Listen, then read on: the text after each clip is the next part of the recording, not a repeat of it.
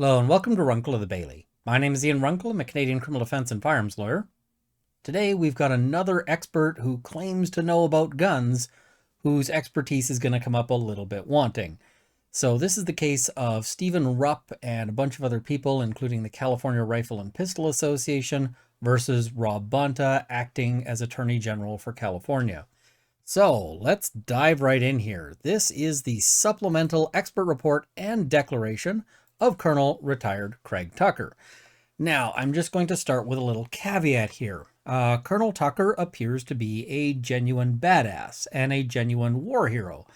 The problem is that these don't necessarily translate to knowledge of guns or self-defense. And the problem is that he appears to be stepping outside of his area of expertise. So we're going to comment on that. And unfortunately, notwithstanding the fact that he is a hero and all of this, we're still going to have to make fun of him because his comments are laughable. That isn't to say that his combat service and so forth is not heroic.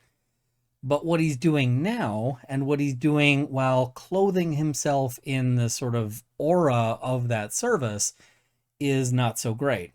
And just because he may have done great heroic things doesn't mean that he's immune to criticism, especially when he's providing that as sort of a shield or a basis for why he should be believed. So, with that said, let's dive right in. He says, I have been asked by the Office of the Attorney General of the California Department of Justice to prepare an expert report and declaration on the purpose, use, and features of certain semi-automatic firearms. This supplemental expert report and declaration report is based on my own personal knowledge and experience, and if I am called as a witness, I could and would testify competently to the truth of the matters discussed in the report.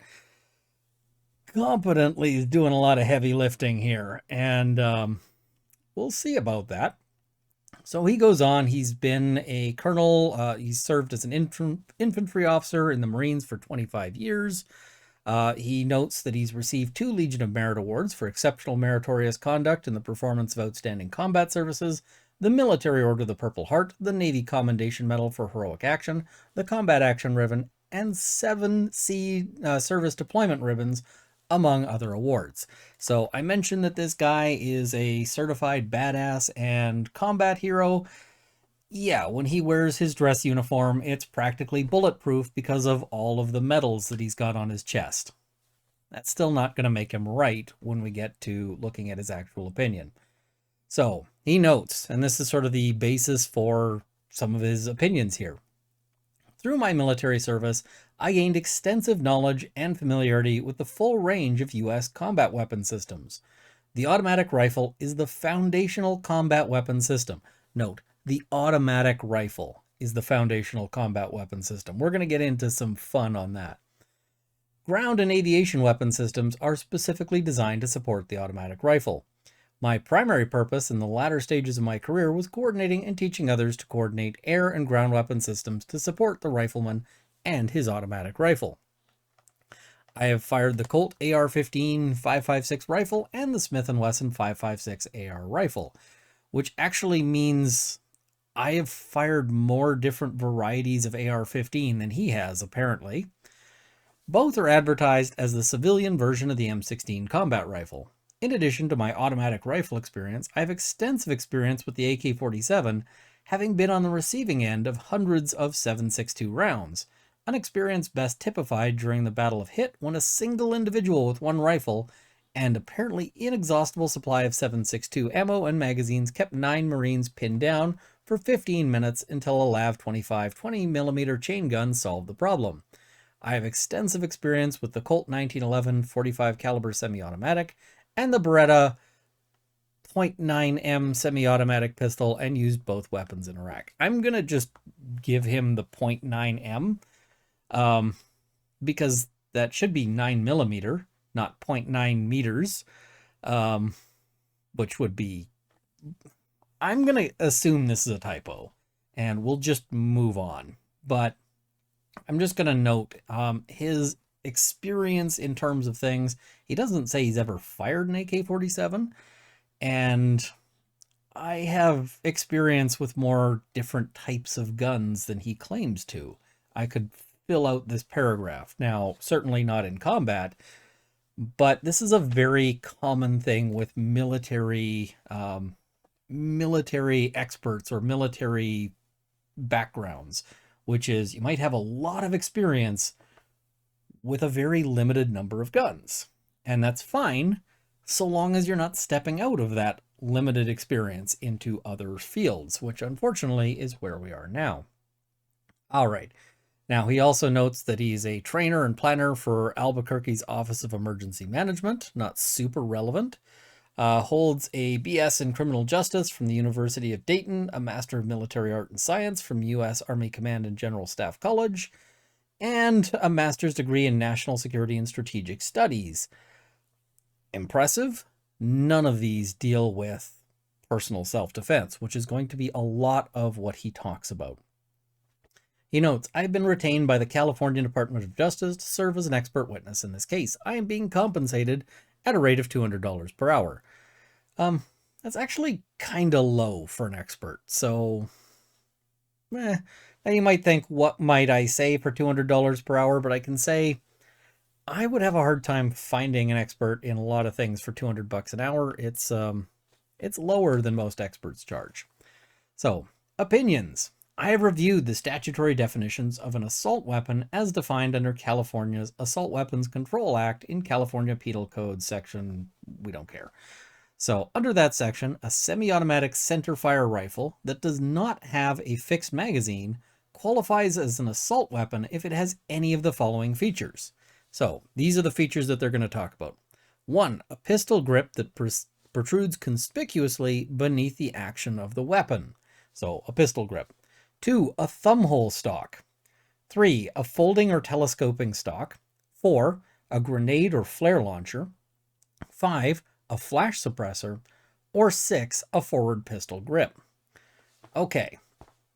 A semi-automatic centerfire rifle also qualifies as an assault weapon if it is equipped with a fixed magazine with the capacity to hold more than 10 rounds, or has an overall length of less than 30 inches. Okay. I have also reviewed the list of rifles that qualify as assault weapons under California Penal Code, same section, which have many of the same features and accessories listed in the section. So this is just our definitions, right? And then he's going to try to defend these definitions because he's been hired by the government, and that's what he's here to do. So he says the AR-15, like the M4, is an offensive combat weapon system. The only difference is the AR-15 cannot fire on full auto, continual shots fired in succession so long as the trigger is pulled, or burst, several shots fired in succession with a single pull of the trigger. Which, you keep in mind, he just finished saying that the central feature of the Army is the automatic rifle. Well, this is not an automatic rifle. This is a semi-automatic rifle. But he goes on to say, a Picayune difference that cannot serve to support a non-combat role for the AR-15. Clearly, he's managed to become proficient with the thesaurus as well. If you're wondering what Picayune means, it means trivial or trifling. Okay, fair, whatever. So he's saying that the AR-15 is purely a weapon of war. It's only useful for combat, notwithstanding the fact that the military uses precisely 0 AR-15s. So, yeah. In my experience, soldiers are trained to set select fire weapons to semi-automatic mode so that a single round is fired with each pull of the trigger. An M4 or M16 on full automatic is an area fire weapon. Area fire weapon? I'm not sure how that makes any sense. The auto rate of fire makes the weapon too difficult to control on a point target. Now, I mean, maybe he's the expert on this, but usually the sort of stated purpose for automatic fire is suppression fire. You shoot full auto at people and they go down, like they stay down. They're forced to not move, to not poke their head up, to not shoot back at you. So he says the auto rate of fire makes the weapon too difficult to control on a point target. Then why would they equip military weapons with this. Rifle fire on full automatic is not aimed fire, uses an excessive amount of ammunition, and will damage the weapon if used too often. In fact, in my 14 months of combat, I did not once see an M14 or M16 fired on full auto. Okay, so he says semi-automatic function is used almost exclusively in combat, except that chain gun that he mentioned just a moment ago, and he says he didn't see an M14 or an M16 fired on full auto. You remember his discussion about that AK-47 and the guy with the seemingly inexhaustible supply of ammunition? Was that guy firing on full auto? Because you didn't mention here, but I'm betting he was, because you'd have mentioned. When operated in semi-auto mode, the AR-15 and the M4 share the same rates of fire, the same maximum effective range, the same maximum range, use the same magazines designed for combat, and the same ammunition. Okay, now we're going to get into some really crazy comments. So far, it's just been mildly nitpickable. We're going to get into stuff that is just bizarre. So, the AR-15 and M4 are both designed to fire a .223 round that tumbles upon hitting flesh and rips through the human body. They're not really designed to fire something to tumble. They're designed to fire a .223 round.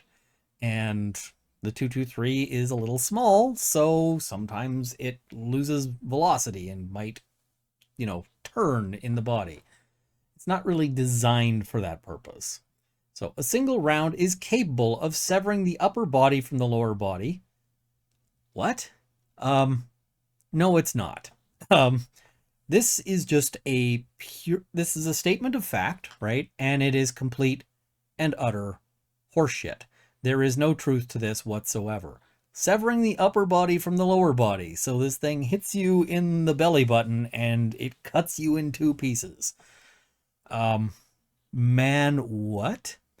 Now I'm just going to note, a .223 round is substantially smaller than what you are required to use for hunting in most places. I hunt with a .270, which is much larger. And a lot of people consider that a little small. People hunt with, 30-06 and so forth, which are larger than that. .223 is in fact not legal for deer hunting where I am, and it's not because it's too effective, it's because it is too small, and it's considered that it might be cruel to a deer to shoot it with this. No hunter is shooting a deer with a round that is going to blow it up into bits, and this just doesn't happen. I have never seen a deer blown into two pieces hunting. I've never seen it. I've never heard of it. I've talked to lots of people. Similarly, decapitation. Haven't seen it, haven't heard of it. Yeah, this is one of the weakest rifle rounds that exists in the market. And so this is just not true. It's just complete BS. And the fact that he's willing to put under penalty of perjury something that is a work of complete fiction is really troubling, especially given that he just touted all of his military medals and all of this. I feel like if I'm going to spread some BS, maybe I don't use use that as a shield or as a sort of authenticator for that. This is just, no. The round is designed to kill, not wound, and both the AR-15 and M4 contain barrel rifling to make the round tumble upon impact and cause more severe injury. I'm having to pause here because there's just so much stupid in this that I have to break it up. So first, the round is designed to kill, not wound. Why would anyone design a round to wound? Yes, they're designed to kill, but so is my hunting cartridges. When I go deer hunting, you're not out to wound the deer because that would be cruel. Now I mentioned that the .223 is banned for deer hunting where I am because they consider it too likely to wound an animal. But I mean, nobody's really designing anything to wound. This is Um, yeah. Why do we outfit soldiers with like 223 instead of like 270? Well, the 223 is fairly light and portable, and that means you can carry a lot more of them, which is important if you've got a soldier who might need to fight all day or fight multiple, engagements, or just fight a longer engagement. Um, yeah. And contains barrel rifling to make the round tumble upon impact and cause more severe injury. This is not the purpose of rifling. Rifling is, let's explain rifling for the people who don't sort of know. They cut grooves in the rifle, or there's various ways that the rifle might have a sort of pattern to it. The purpose of rifling is to spin the bullet in the air, the same way that when you throw a football, you want to have it spinning in order to make it more stable. This is the only sports reference you're going to hear in this, but I guess it's very timely because when you watch this, the Super Bowl will have been yesterday. Go whatever team you were cheering for. Barrel rifling is actually designed to stabilize the bullet, which would make it not tumble, not yaw. Barrel rifling is designed for the exact opposite purpose of what he's saying. It's to keep the bullet stable and pointing in the direction that it was headed initially. This is like the exact opposite of correct. It's like, wow, you found the way to be the most wrong possible in this sentence. The combination of automatic rifle and 223 round is a very efficient killing system. Okay. So automatic is key here, but then you say the same can be said of the AR-15. Automatic, you're jumping all over with, does automatic matter versus not? Like, come on, man. You need to figure this out and take a consistent position through this whole thing. Automatic rifles, like the M16 and its more modern carbine variant, M4, are functionally similar to semi-automatic rifles regulated under California's AWCA and often are equipped with the very same features, like pistol grips and adjustable stocks. You know what else is often equipped with pistol grips and adjustable stocks? Lots of rifles and lots of different firearms. Why? Because they're convenient features. Like, what is a pistol grip used for? Why is it useful? Because it's just a comfortable way to hold a firearm that enables you to access, the controls and so forth. And adjustable stocks.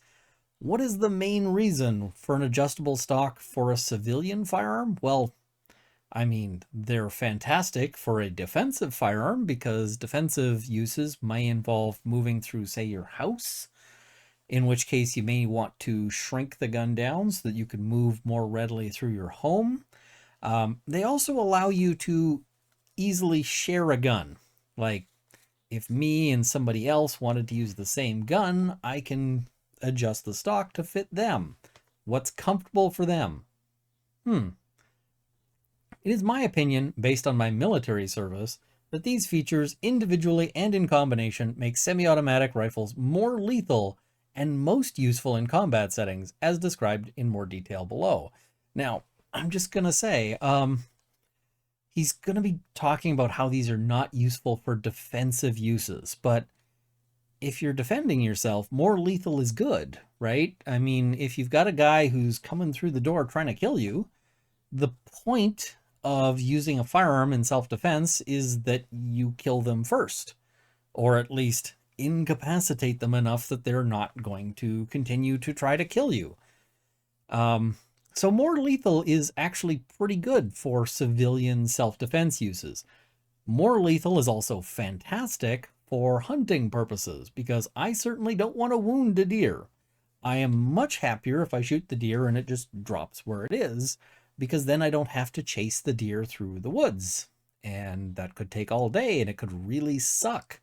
I don't want to have to chase a moose into a swamp.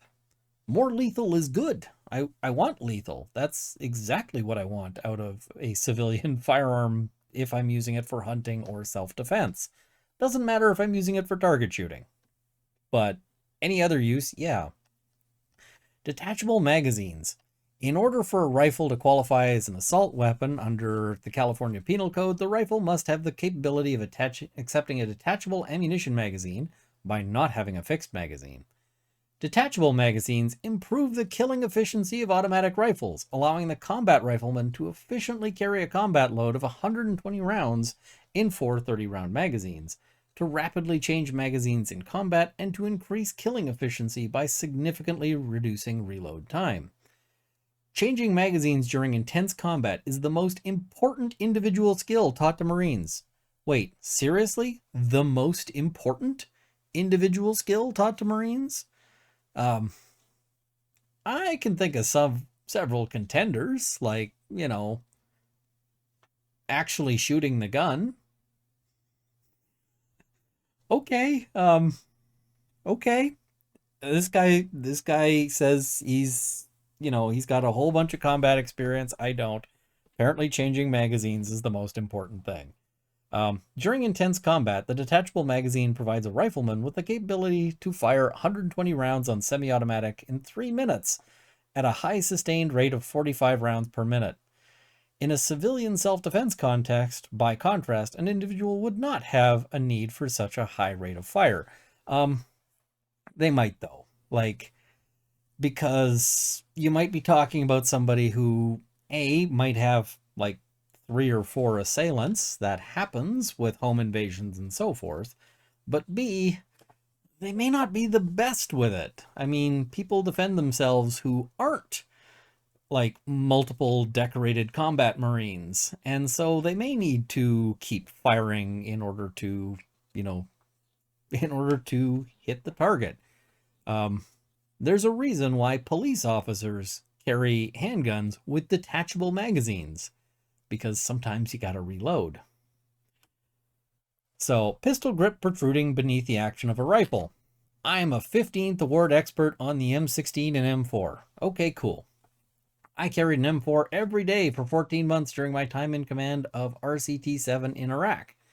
I used an M4 in combat and I killed with it. Again, cool. We've already mentioned this guy is, a hero and so forth, but moving on to what he has to say. The pistol grip beneath the action of an automatic rifle serves only 2 purposes. I could have gone with 1. Just you hold on to the rifle with it. That's 1 purpose. What's the second purpose? So first, the pistol grip allows the rifleman to pull the rifle into her shoulder with each shot, an action which increases stock weld, which reduces semi-automatic and automatic recoil and reduces barrel rise. Okay, we're going to talk about this in a second. Stock weld, or cheek weld, refers to the firmness of the contact between the rifle stock, the shooter's cheek, and the shooter's shoulder. A firm stock weld is required for effective semi-automatic and automatic rapid fire. A firm stock weld, like a firm cheek weld, is required for effective fire at all. This is considered one of the basic things. When I teach people to shoot on a single shot 22, starting them out on that, it shoots 1 round of 22 and then you got to reload it. That's it. I still teach people you got to get a good cheek weld, because that's really important for stability of the gun to shoot even a single shot. So saying that this helps promote a good cheek weld just tells you that this is a good feature for any firearm. And he's going to say that this is not suitable for defensive purposes. I'm just not sure why a defensive shooter would not want to hit the target, why you'd want to be inaccurate, why you'd want a gun that's hard to shoot. I think that you'd want the easiest gun to shoot accurately that you could possibly get.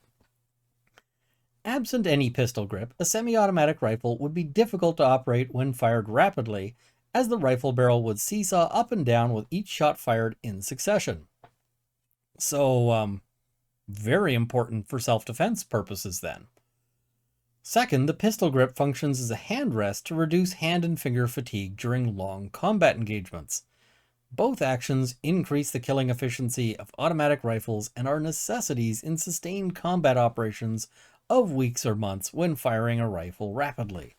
Okay, I've never had an issue with like finger fatigue, but certainly if you're saying that this helps you shoot accurately, then that's critical for civilian use.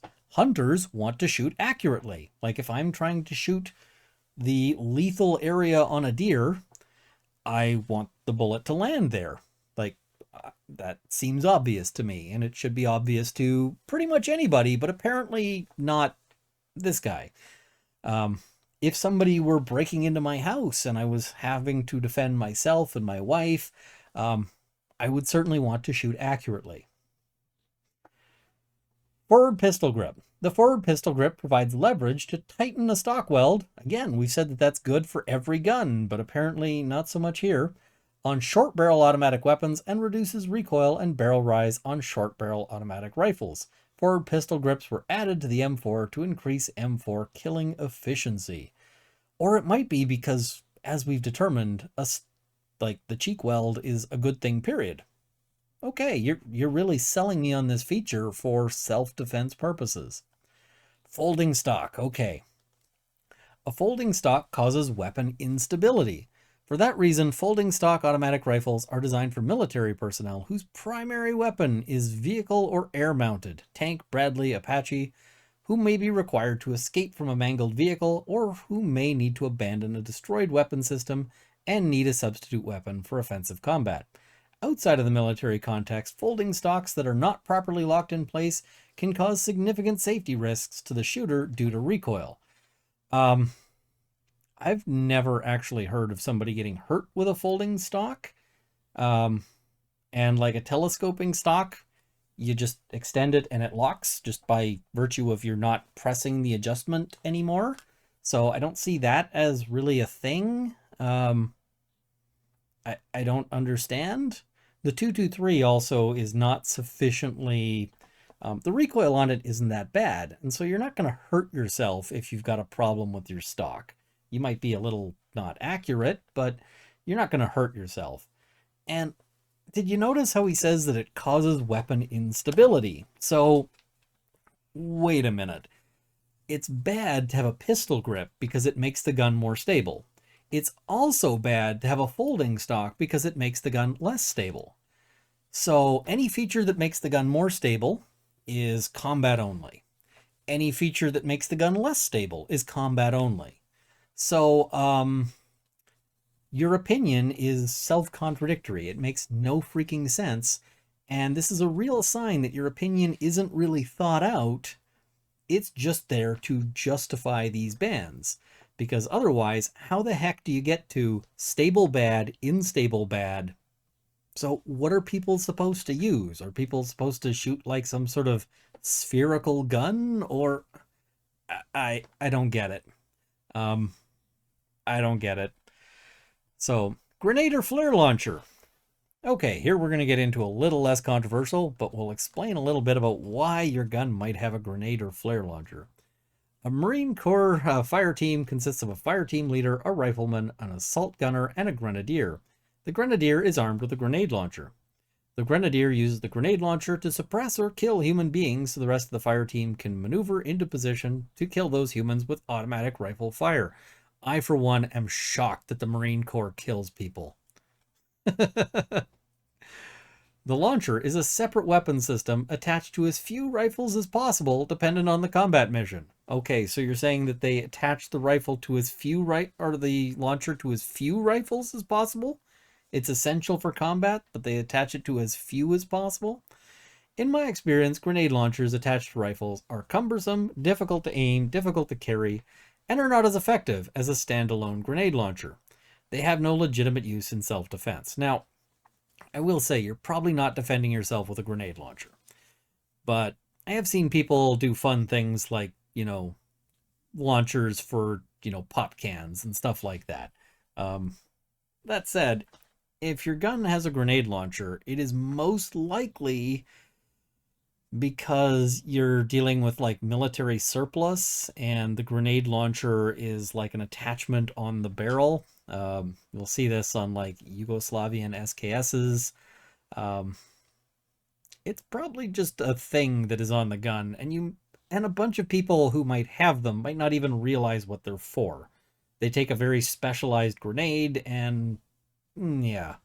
So the grenade launcher is kind of silly, but this is not really a big deal. So flash suppressor slash flash hider. The purpose of the flash suppressor is to reduce combat signature by cooling and dispersing burning gases. So basically a flash suppressor, if you've seen, movies where they emphasize the flash, you pull the trigger and there's a flash of light out at the front of the gun. A flash suppressor is designed to make that less. So this makes it more difficult for the enemy to pinpoint a rifleman's location, especially in low light conditions. Why would a defensive shooter ever want, a burglar to not be able to pinpoint their location? The flash suppressor facilitates night combat operations by reducing muzzle flash and mitigating muzzle flash impact on night vision goggles. This accessory serves specific combat-oriented purposes and is not needed for self-defense. Well, let's say you are defending yourself in your house and you're relying on your night vision, like not night vision goggles, but just, your eyes have adapted to the dark. And in fact, if you are the homeowner, you have an advantage in the dark versus the burglar because you know your house and they don't. So you may not want to blow out your night vision by having very, big muzzle flashes. And the thing is a flash suppressor doesn't do any, this isn't going to be a major issue. This is just they've identified a feature that they don't like. But what is the concern about a flash suppressor? I haven't seen a flash suppressor implicated in any mass shootings or anything like that. Come on, guys. Fixed magazine with the capacity to accept more than 10 rounds. Automatic rifles are offensive combat weapon systems designed to kill efficiently and effectively. Any increase to magazine capacity increases the killing efficiency of the automatic rifle. A 30-round fixed magazine can fire more rounds in a given amount of time than 3 10-round detachable magazines, which would need to be reloaded to fire the same number of rounds, slowing down the rate of fire. Remind me, if you're in a defensive shooting situation, is slow fire good, or is it better to be able to shoot faster? Oh, right, faster. This is why why people don't typically recommend black powder firearms for home defense. Because, if you're able to fire 3 rounds a minute, that would be pretty crappy for self-defense. So similarly, a 100-round drum magazine can fire more rounds in a given period of time than 10 10-round detachable magazines. As noted above, in connection with detachable magazines, an individual using a rifle in self-defense would not need such a high continuous rate of fire. Why not, though? Keep in mind, people in a self-defense shooting may not be super experts. They may need multiple shots. They may be dealing with multiple assailants. Any of these things. There's a reason why nobody carries single-shot pistols for self-defense. The AR-15 is an offensive combat weapon, no different in function or purpose than an M4. In my opinion, both weapons are designed to kill as many people as possible, as efficiently as possible, and serve no legitimate sporting or self-defense purpose. And yet they've been used for self-defense and sporting a lot. Hey, when I go and compete in sporting events, when I do so in the States, because they've banned the AR-15 here, everybody is using an AR-15, pretty much. So no legitimate sporting purpose. Maybe you should tell the sports guys. People hunt with AR-15s. And lots of people defend themselves with AR-15s. So I feel like maybe before you make this statement, you need to address the fact that these things are actually common uses for the AR-15. Self-defense and military combat are different. Cool. You have lots of training in military combat. I'll yield that. Where do you know about self-defense? I didn't see any training in that. So, huh. Weapons and accessories needed in one may not be needed or appropriate in the other. For instance, when I was serving in the military, I carried my M4 for offensive combat and a handgun for self-defense. Are you saying that if somebody attacked you, that you would throw your M4 into the weeds and use the handgun? Is that how that would work? Because that makes no sense to me. That's crazy talk. So, defensive combat is generally up close and very personal. At that range, it is very difficult to use a rifle as a defensive weapon, except as a blunt force instrument, and yet lots of people have. And in fact, home defense is often like burglar breaks in, and you can, like, you're in your bedroom, you're like, I don't care if they take the TV, I don't care if they take the jewelry, but if they kick down the door to the bedroom, I'm going to be sitting there with my rifle aimed at the door, ready to go. At that range, it's very difficult to use a rifle as a defensive weapon. No, it isn't. No, it isn't. I've done enough 3-gun to tell you, you can engage at like 10 feet, no problem. You can engage at 5 feet, no problem. My 9mm pistol was the self-defense weapon of choice, and we were trained to expend only 1 to 2 rounds per adversary in pistol combat. Cool. You are a guy with 25 years of experience in the Marines. You have a dozen medals. You might be the next closest thing to John Wick. And if you're John Wick clearing a house of bad guys, maybe you can take 1-2 shots and move on. But if you're like Grandma Benson and you don't have 25 years of combat experience in the Marines, you might need to expend 1 to 2 magazines per adversary in pistol combat because you might not be as practiced. This is probably going to be Grandma Benson's first time maybe killing somebody. And we already know it's not yours. So, like, obviously somebody who's really good at killing people might be a little better at it than... But I mean, Grandma Benson is entitled to self-defense. You shouldn't have to be a 25-year combat veteran for that. And, you know, it might not be just Grandma Benson. It might be, say, a woman who's just left her abusive spouse, and her abusive spouse is threatening to come over and kill her. So she buys a handgun, or a rifle, or both, and, you know, puts some hours in. Maybe she puts 50 hours in. That's a lot of hours when you're, like, worried about a guy who's right now coming to get you, right? It takes some time to put 50 hours of training in. But let's say she puts 50 hours in. I still don't think she's going to be like, you know, just clean double tap and then we're done. It's probably going to be like with most police officers, and hopefully most police officers are putting in a lot more than 50 hours of training. It's going to be shoot until the target stops being a threat. Which might be because they're dead, or it might be because they're down, or it might be because they surrender. But police, in most altercations, expend more than 1 to 2 rounds per adversary. So, I mean, this might be great advice if you happen to be John Q. Badass, but most people aren't. And self-defense rules need to be built around people who aren't John Q. Badass, because that's who most needs it. I mean, I bet that, you know, Colonel Craig Tucker probably could take out most people, even in his, you know, older retired years, just, you know, unarmed combat or with like a pencil. But I can't.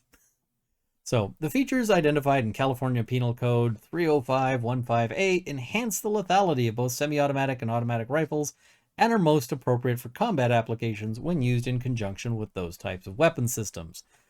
Okay, so I've had a whole bunch to say about this. I don't think, I mean, I just am not super impressed. A lot of what he had to say is super contradictory. It just doesn't make a whole lot of sense. So, we have an expert witness rebuttal. And this is from J. Buford Boone III, which I'm not sure if this means that he should be like in a Victorian outfit or a cowboy outfit, but it's a pretty cool name. So let's look at this rebuttal report. And I'm going to tell you, I think it's a little better. And maybe that's why we see compensation. I am being compensated for my time at the rate of $700 per hour. My compensation is not contingent on the results of my analysis or the substance of my testimony. We didn't see that from Tucker, but I'm not going to put any weight on that. So currently the sole member of Boone Ballistics, but he's got a whole bunch of, he's going to tell us a whole bunch. We're going to skim over his background, but it says, as the member of Boone Ballistics, I have been employed as an expert witness in civil and criminal cases. Additionally, I've been employed as a consultant in civil and criminal cases. I teach internal, external, and terminal ballistics, including selection of ammunition and weapons for efficiently incapacitating an aggressive human adversary, i.e., self-defense. Now, ballistics is basically just what do bullets do in various scenarios. So, that's what he's done a lot of. I have lectured on the applicability of the Hague Convention of 1899 to the selection of ammunition for use by the U.S. military. I conduct time-of-flight testing to better document small arms projectile flight as it applies to the use of a ballistic coefficient to predict projectile impact at long distance. So he was a police officer for a whole lot of years, and then he went on to become a special agent with the FBI. He says, I have maintained an interest in firearms all my adult life. I have shot competitively. My firearm scores at the FBI Academy were sufficiently high to allow me to attempt the Possible Club. I was successful on my first attempt. To shoot a possible, agents must fire a perfect score on a very difficult course. Though there were in excess of 10,000 agents in 1988, my possible was approximately number 1,198 in FBI history. Now, I'm just going to say, if I tried to shoot that course, I can guarantee you it would be impossible. I would not be getting a possible score. Yeah, it's just not going to happen. So I would love to say that I'm John Q. Badass. I'm not. He then went and conducted background, bank robbery, and fugitive investigations. He was named Detective of the Month. He got the capture of an America's Most Wanted Fugitive. He then completed the Firearms Instructor School, which allowed him to teach firearms to field agents. Went to organized crime and narcotics, did that for a while. Was named the Principal Firearm Instructor of the New Haven Division of the FBI. So I'm gonna guess that he's shot more than the, 5 guns that that Colonel Tucker identified. I'm gonna guess he shot more than 5 different kinds of guns. So he then went to the FBI New Haven Special Weapons and Tactics SWAT team as a sniper observer. Successfully passed both the 2-week sniper observer and the 2-week basic SWAT courses at the FBI Academy. I served operationally on the New Haven SWAT team until my transfer to the FBI firearm training at the FBI Academy in Quantico, Virginia. He was promoted to a position as a term GS-14 firearm instructor, so more firearm training. Provided line and combat instruction in handguns, carbines, and shotguns. And this is where this gets a little funny. I also provided judgmental instruction utilizing firearm training simulation FATS equipment. The FATS training was used primarily to teach agents when the use of deadly force was appropriate and when it was not. So this is really important because this is basically shoot, no shoot kind of drills. Like, hey, you have a gun, but not every situation calls for the gun. And so it's like, when should you shoot? When shouldn't you shoot? Is this a danger that calls for, shooting? Is it a danger that calls for talking? When is this? But firearms training simulator or FATS. Why FATS? And this might be a powerful motivator to do well on this course. Because could you imagine you're being told, hey, you need remedial training, you failed at FATS. I, okay, like I would have just gone with FTS, but FATS is what they chose. Yeah. So he went to the Ballistic Research Facility. They have the responsibility for testing and evaluating all ammunition used operationally by the FBI. And this was created following a 1986 shootout wherein a subject was fatally injured by FBI projectiles, but continued fighting and ultimately killed 2 agents after receiving the fatal wound. So basically, he was shot to death, but he didn't know it yet. He was gonna die eventually. And the problem is that in between shot to death and eventually, he killed 2 FBI agents. So this was something they wanted to fix. So a thorough investigation revealed the primary cause of the failure to rapidly incapacitate was the projectile's lack of sufficient penetration in the subject's body. It stopped short of the heart. So that got them to study wound ballistics to basically go, how do we make sure this doesn't happen? What makes a good defensive round? He noted he hand-loaded cartridges, put test firearms together, hand-fired firearms for testing, built tissue simulant blocks, conducted penetration testing, and reported on same. This guy has a lot more study experience with firearms. Sure, he may not have the chest full of medals, but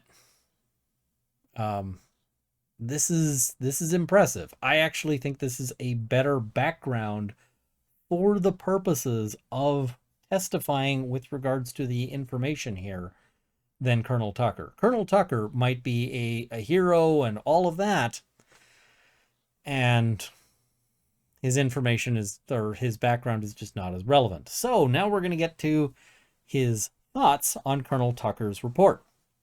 It is my opinion that Colonel Retired Tucker's report is plagued by inaccuracies and opinions that are contradicted by fact. Thank God, because I thought I was the only one that was going to think that his report was crap. But nope, we got a follow-up report saying Colonel Tucker is full of crap. His claim that a single small arms projectile is capable of severing the upper body from the lower body or decapitation is so ridiculous that it should, and actually does, cast doubt on his qualifications as an expert in the field of firearms, particularly as it relates to wound ballistics. Keep in mind, this guy, his background, he studied a ton of wound ballistics. And he's going to say this is basically, this guy is testifying under penalty of perjury to a fairy tale. Additionally, there is an inconsistency in his opinion in that at one point, he states that stabilizing attributes, pistol grips, are inappropriate for self-defense, while on the next point, he says an attribute, folding stock, is inappropriate for self-defense because it is destabilizing. Pick a lane. When you're testifying to 2 contradictory things, then one of them is probably BS, or both of them are BS, and you probably don't know what you're talking about. So, carrying on, I'm skipping over a bunch of this just to hit the key points. Inasmuch as it is inaccurate to state that either of the discussed firearms was designed specifically to fire a single type of projectile, it is similarly inaccurate to state that they were designed to fire a projectile that tumbles upon hitting flesh and rips through the human body, which is a quote.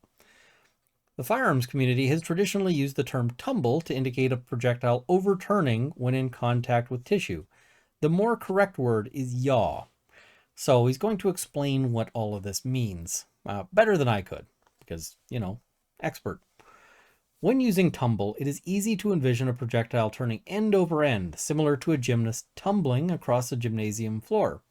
This is misleading, as I've witnessed very few projectiles that actually make a complete revolution of point forward, base forward, point forward, i.e. a full 360 rotation in tissue simulant or animal tissue.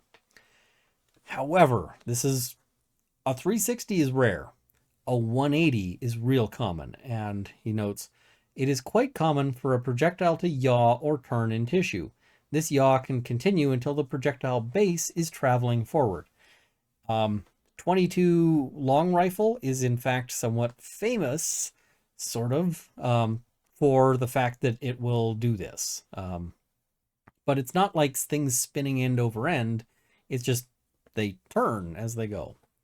In my training and experience, projectiles can deform, expand, fragment, and slash or a combination of all three, i.e. the projectile is able to change shape. Yaw is typically seen most while a projectile remains intact, i.e.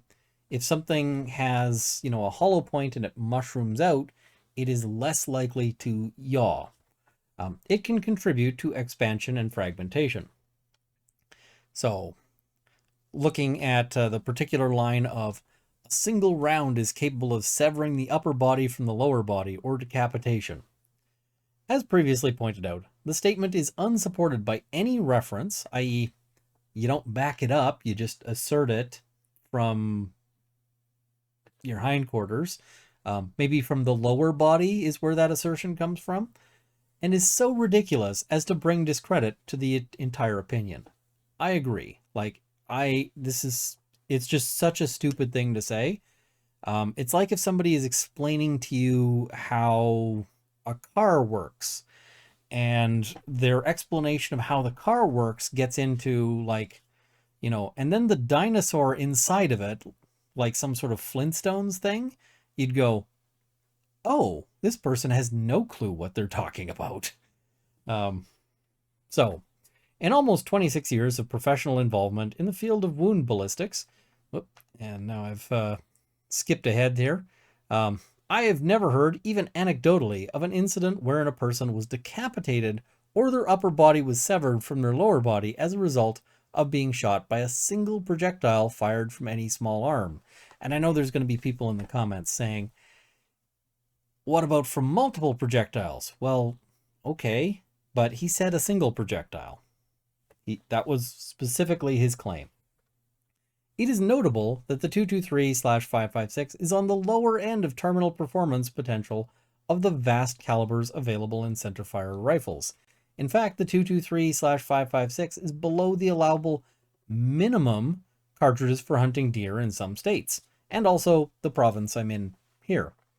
Additionally, since reading Colonel Tucker's supplemental report, I've shared that statement with my many associates in the firearms field. All have questioned the credentials of an expert that would make such a claim. This is a very polite way of saying, I shared this report around with my friends, and we all laughed at him because he said something very, very stupid. Me and all of my expert buddies thought that was the dumbest thing we've ever seen, and we had to have a laugh about it. And yeah. It is my opinion that no examples have been provided because such performance has never been witnessed. I.e., you made it up. He's just directly calling Colonel Tucker a bullshitter here. And I agree. Page 5, line 20. The round is designed to kill, not wound. As the vast majority of cartridges or projectiles can reasonably be described as designed to kill. Other than specialized cartridges, typically marketed as less than lethal, I am unaware of any cartridge or projectile that is designed to wound. So there are projectiles that are less than lethal, like they might be shooting like a rubber baton or something like that. But yeah, so then he's going to address both the AR-15 and the M4 contain barrel rifling to make the round tumble upon impact and cause more severe injury. So the AR-15 was originally manufactured with a 114 twist rate, and they note above that twist is the distance required for one complete turn of rifling, usually expressed as a ratio. For example, 1 in 10 inches. So the AR-15 was originally manufactured with a 114 twist rate, but has also been offered with faster twist rates. I'm aware of more than 5 others. To my knowledge, the M4 has only been offered with a 1.7 twist rate, which is twice as fast as the 114. So basically this is how many inches it takes for a bullet to essentially have been turned one complete, rotation. So inasmuch as it is inaccurate to refer to the rifling as a static feature of both the AR-15 and the M4 because they use different rifling, it is similarly inaccurate to state that they contain barrel rifling to make the round tumble upon impact and cause more severe injury. As the aforementioned definition states, the rifling exists for the purpose of stabilizing the anticipated projectiles fired while they are in flight, an aspect of external ballistics. Faster twist, as seen in the 1.7 rate of the M4 versus the 1.14 rate of the original AR-15, results in greater stability and increased resistance to yaw, i.e., you got it backwards, dude, and you don't know what you're talking about. Step aside, a real expert has entered the room. Page 5, line 25. Automatic rifles like the M16 and its more modern carbine variant M4 are functionally similar to semi-automatic rifles regulated under California's AWCA and often are equipped with the very same features like pistol grips and adjustable stocks. It is my opinion, based on my military service, that these features individually and in combination make semi-automatic rifles more lethal and most useful in combat settings as described in more detail below. That's a quote from Tucker's report. This is what he's responding to. So he says, and this is, pistol grips and adjustable stocks help increase the ability of a shooter to control a firearm. Firearms, by their very nature, are dangerous weapons. They're capable of launching projectiles which have the potential to seriously injure and potentially kill. Increasing the ability to control a dangerous device is not a benefit solely limited to combat. It is something that should be sought for all firearms in all contexts. There's no legitimate reason to inhibit any model of firearms accuracy or controllability. So, let's say you're in a defensive shooting and you're in a house. You don't want those bullets escaping the house. You don't want those bullets going anywhere other than exactly where you put them, which ideally should be into the bad guy, if necessary to shoot the bad guy. Why would you want an inaccurate? Why would you want that? No. Crazy. Page 6, line 9. Changing magazines during intense combat is the most important individual skill taught to Marines. So I made fun of this. He's going to make fun of this even better than I did. So, though I have never served in the military, all training that I have received says that the ability to hit the target, marksmanship, is a more important skill than changing magazines during intense combat, or in my case, use of a firearm in defense of myself or others. Maybe you want to hit the target, then you can worry about changing the magazines. I mean, mag changes are important, but yeah. Page 6, line 13. In a civilian self-defense context, by contrast, an individual would not have need for such a high rate of fire. So, a lot of response to this. First, Colonel Tucker conflates volume of projectiles fired with rate of projectiles fired. The rate he quotes, 45 rounds a minute, is equivalent to approximately 1 round in 1.33 seconds. Time is of the essence in situations wherein one's life is in danger.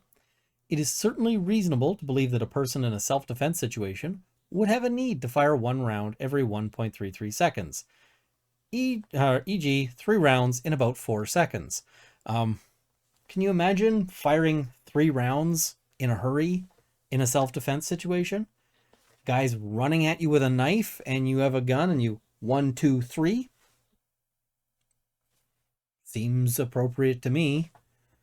In any event, Colonel Tucker's point is irrelevant because none of the features that can qualify a semi-automatic centerfire rifle with a non-fixed magazine as an assault weapon, so pistol grip, flash suppressor, adjustable folding stock, affects the rifle's rate of fire or its capacity for ammunition. A civilian can have the same rate of fire or ammunition capacity regardless of whether the rifle is an assault weapon. So, all of these things are meaningless. He then goes on to quote and respond to the comment from Tucker saying, the pistol grip beneath the action of an automatic rifle serves only 2 purposes. First, the pistol grip allows the rifleman to pull the rifle into her sick shoulder with each shot, an action which increases stock weld, reduces semi-automatic/automatic recoil, and reduces barrel rise. And he notes, I do not disagree with Colonel Tucker's opinion on 2 of the advantages of a pistol grip beneath the action. However, there are other advantages as well, which I'll address later, i.e., you said there was only 2? There's more than 2. Come on. Increasing stock weld, reducing recoil, and reducing barrel rise all lead to improved control of the firearm and accuracy, which is obviously a good thing in any context in which you're using a gun. There is no scenario where you're using a gun and you want inaccuracy or loss of control. The disagreement is only to Tucker's value of that purpose. As previously stated, improving control of any firearm is a desirable endeavor for both combat and self-defense, not a negative feature. Why would a defensive shooter want to be less accurate? It makes no sense. Practically all shoulder-fired weapons have a pistol grip. Some are more horizontal than others. For purposes of this discussion, I will assume that Colonel Tucker is referring to pistol grips that are more vertical, such as those typically found on the AR-15 and M4 firearms as issued to the US military.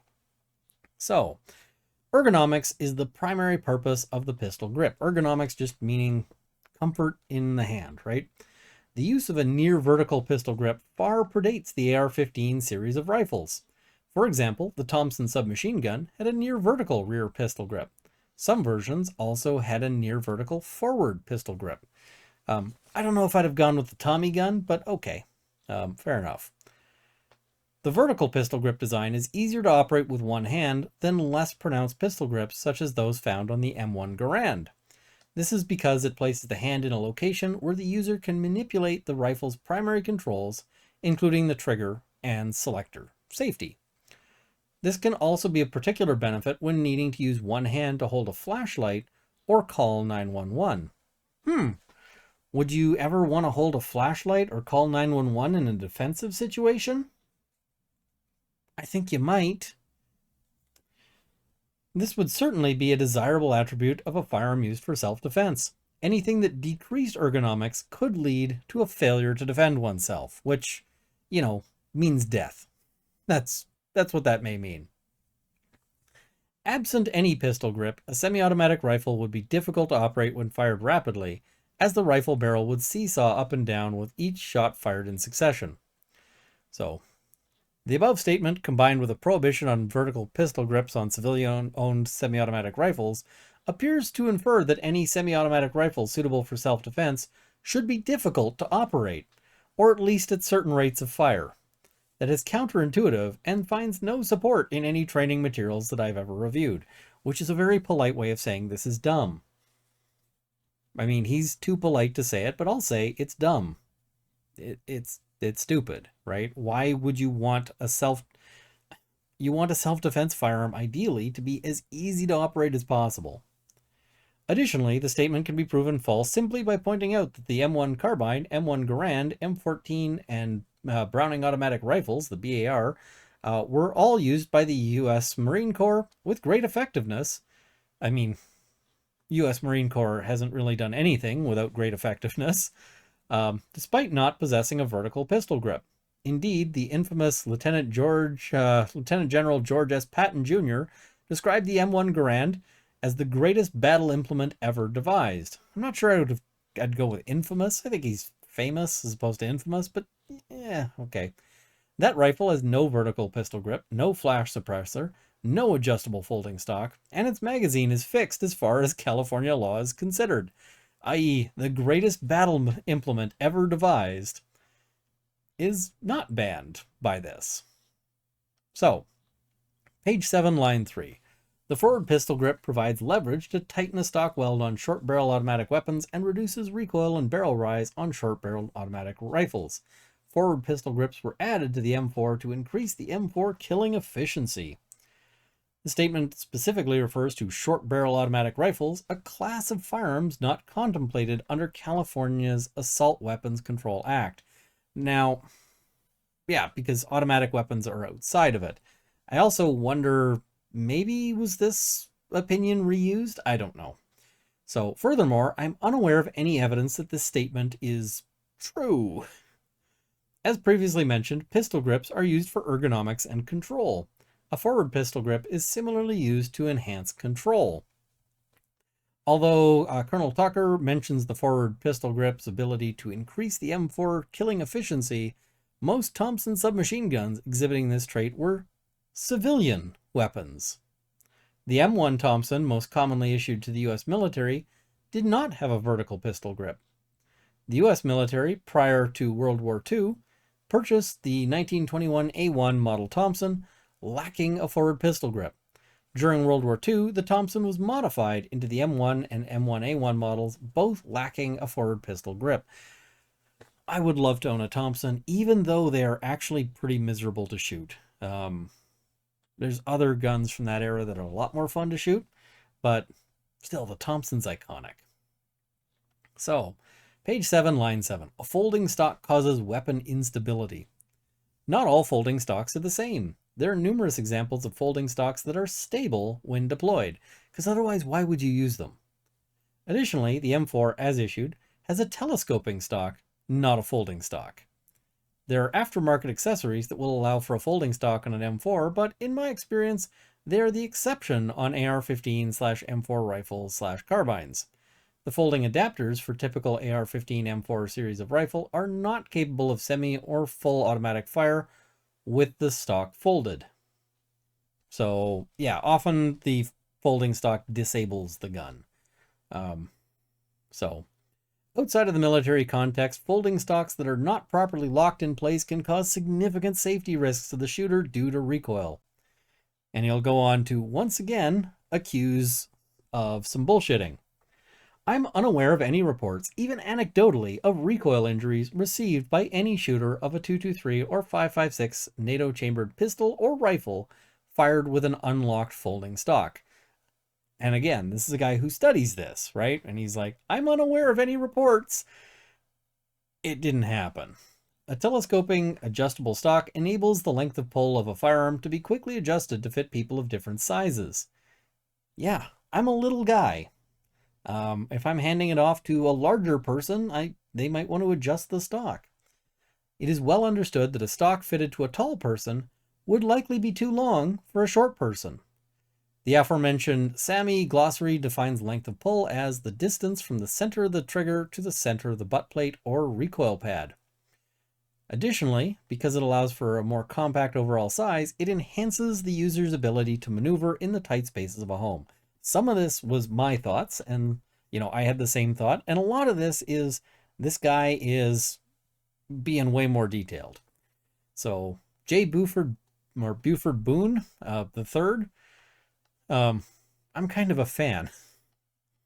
Page 7, line 23. The purpose of the flash suppressor is to reduce combat signature by cooling and dispersing burning gases.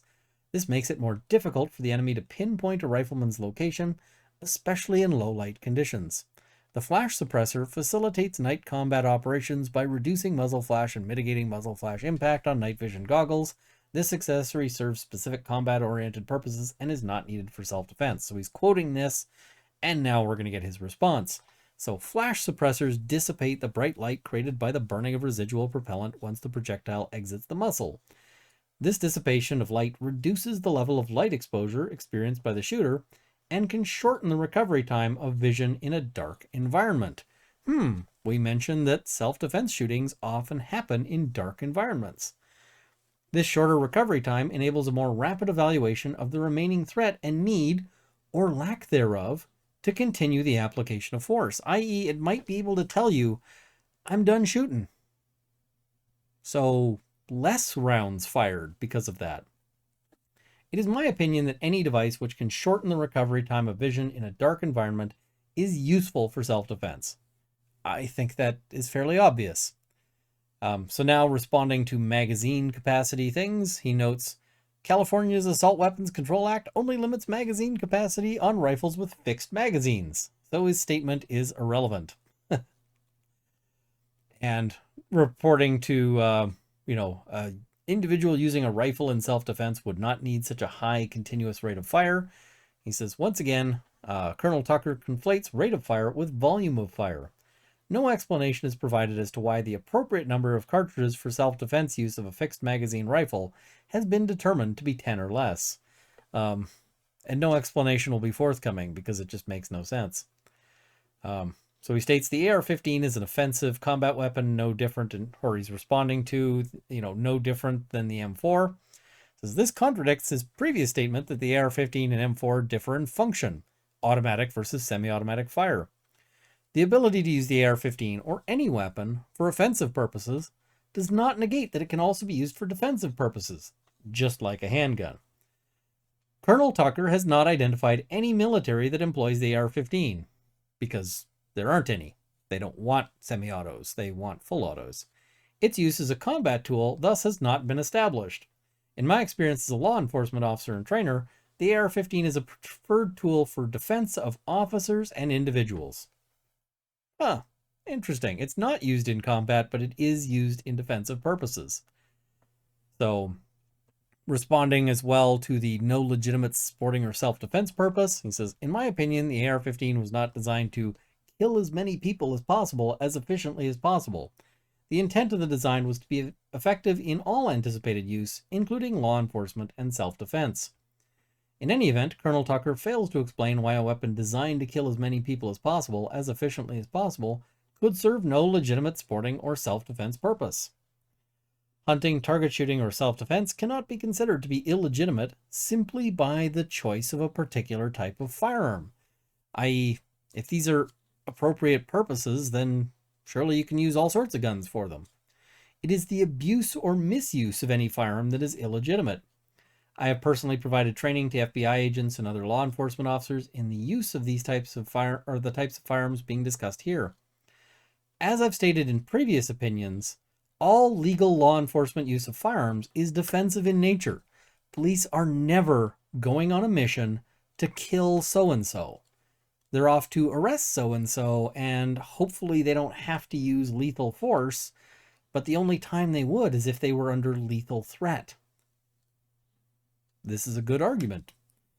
So, defensive combat is generally up close and very personal. At that range, it is very difficult to use a rifle as a defensive weapon, except as a blunt force instrument. And he says, defensive combat is not generally up close and personal, though it certainly can be. Soldiers attacked by long-range rifle fire, who then respond with fire of their own, are certainly engaged in defensive combat. A term common to both law enforcement and the military is close quarters combat, CQB. Although pistols can and have been employed for CQB purposes, the use of an M4 style carbine is very common in both law enforcement and the military. I mean, we've already established law enforcement uses their guns defensively, and they have a lot of AR-15s or similar firearms. Over the past 20 years, there have been news coverage of U.S. Marines engaged in or on their way to potentially engage in CQB. The vast majority of those Marines were armed with M4 or M16 style carbines and /or squad automatic weapons. So, he notes, the features identified in the code enhance the lethality of both semi-automatic and automatic rifles, etc. He's responding to this, and he says, and Mr. Boone says, despite a failure to define enhance the lethality, there is no explanation as to why these features are most appropriate for combat and less appropriate for self-defense. Okay, so let's talk a little bit about this. There is sort of an ongoing trend, and it seems like it's always the government, where they find these experts who are willing to say all sorts of things, and those things just aren't very coherent. Like in this case, we've got an opinion that seems to be contradicted by common sense, by the guy's own opinion, and by just like general sense. And so where does this come from? Well, I don't know. I mean, I certainly would not be willing to put the stuff he puts down under penalty of perjury, because it makes no sense to me. There are tons and tons of examples of people using the AR-15 in self-defense. And similarly, there's no examples of some of the things he talks about. When he says that you can, sever the upper half of the body from the lower half of the body with a single shot, I don't think that's ever happened. Like, I don't think it's ever happened. I thought about trying to do a video on it, but I thought that the amount, and you like set up like a person-shaped block of ballistic gelatin, but I thought, the amount of ammunition it'll probably take to cut that in two is going to be prohibitively expensive. Like, this could end up being the most expensive video I've ever done, and like, I've spent like $500 on some of my videos, so I think it'd be a very expensive thing because I think that would take more than one shot by like several crates of ammo. So yeah, um, it is really frustrating to read opinions like this because as much as I find it hilarious from sitting here in my chair, somebody's having to respond to this in court at great expense. $700 an hour to get that guy to write an opinion going, this is crazy and stupid. Um, and there's people whose liberty may be on the line, people whose rights may be on the line, people um, in Canada here, we had a situation in the Peter Cahill um, case where they had a firearms expert who testified under oath that you could only fire a pump action shotgun once every 3 to 5 seconds, which is not true. Like, it's just not. And so this is really concerning. So I kind of consider it a duty to make fun of these people when it comes up because maybe like the court system isn't stopping them from testifying to crazy stuff, but maybe if people mock them enough online for saying stupid things, that maybe they might get embarrassed. I hope they're capable of feeling shame. So, and like, I know there's going to be people in the comments going, how dare you mock this guy? He's an American hero. And he is. Absolutely. I'll salute his heroism in combat. But now he's turned his activities to much more mockable things. And sorry, like, that's just how things go. I recognize that I have done precisely none of the stuff he's accomplished, that I have precisely none of his combat skills, but I can still spot stupid when it's happening, and that opinion that he wrote is stupid.